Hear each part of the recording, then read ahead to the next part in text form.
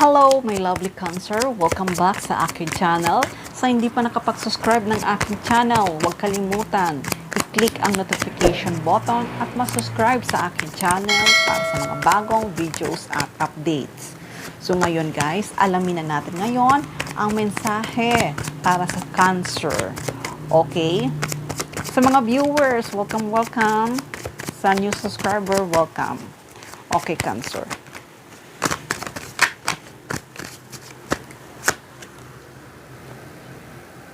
The High Priestess, Two of Cups, Two of Wands, Nine of Cups, the Star, the King of Wands, the Page of Cups, and Ten of Wands.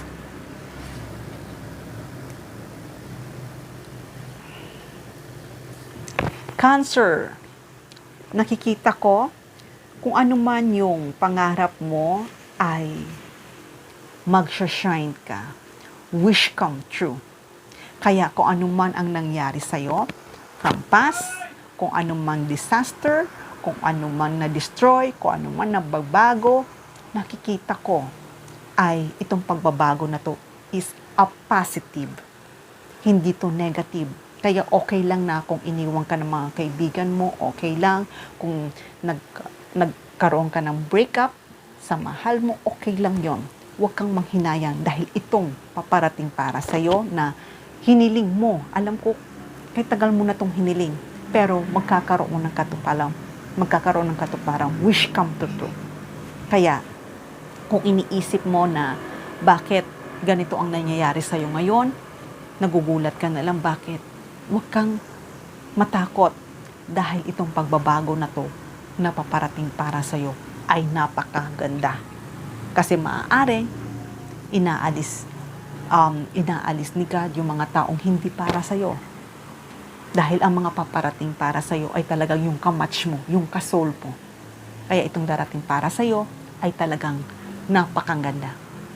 Kung nangyari na ito dati sa'yo at may dumating na nabago, be happy dahil itong tao na to na nakilala mo ay siya talaga ang soulmate mo. Alam ko na talagang nangangarap ka na makatagpo ka ng taong magmamahal para sa'yo. Itong tao na to ay talagang simple lang itong tao na to. Itong tao na to makikilala mo ay hindi siya gaanong napaka-talkative. Hindi siya gaanong masalita. Hindi siya gaanong nagsasabi, nag-express. Itong tao na to ay napaka-emotional, napaka-secretive. Pero itong tao na to ay talagang mahal na mahal ka nito. At itong tao na to, pag sinabi niyang mahal ka nito, talagang mahal ka nito. Kaya kung dati, kung nagkaroon ka man nakarelasyon na na-feel mo na hindi kamatch mo, hindi bagay para sa'yo, itong paparating para sa'yo, o kung nakilala mo na to ngayon, o kasama mo na to ngayon, be happy. Dahil itong tao na to, ay siya talaga ang nakalaan para sa'yo.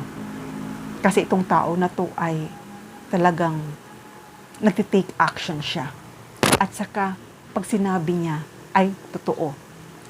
Kaya kung dati ay nahirapan ka sa mga dati mong karelasyon, nagsasabi sila ng ganito, nagpa-promise sila, pero hindi nila tinutupad. Pero itong paparating sa'yo, o itong taong na ito nakilala mo na, ay ito talagang taong ibibigay para sa'yo.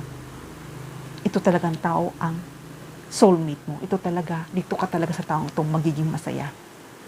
Kaya, kung sa ngayon, nagkaroon ka ng breakup, nagkaroon kayo ng separation, hayaan mo lang. Sinabi ko sa'yo, hayaan mo lang. Dahil itong makikilala mong soulmate na to, ay siya na talaga. Kaya huwag mong isipin na kung nagdaan ka sa hirap ng relasyon mong ito, okay lang yon. Dahil sinabi ko sa'yo, itong taong na to makikilala mo.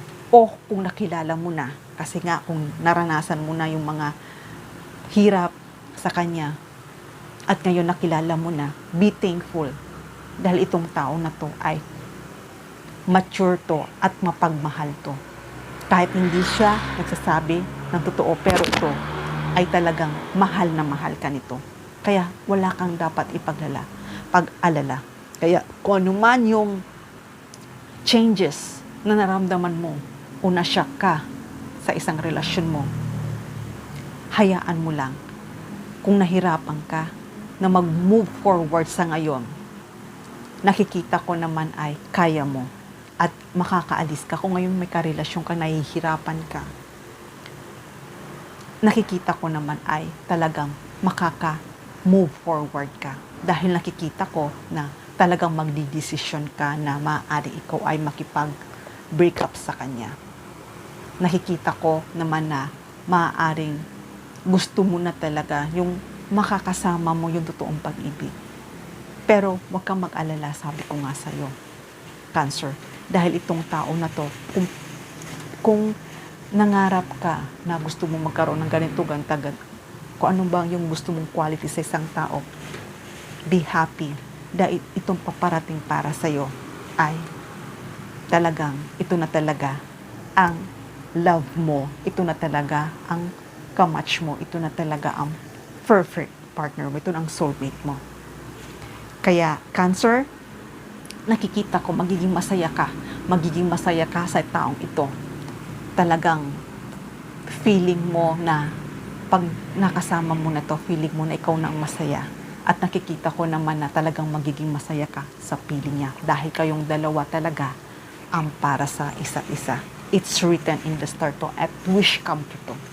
Kaya kung ano man decision mo, kung gusto mo magbago at hindi ka masaya sa karelasyon mo, nakikita ko na talagang darating na ang taong, ang soulmate mo, ang twin mo, na kay tagal mo nang hinintay.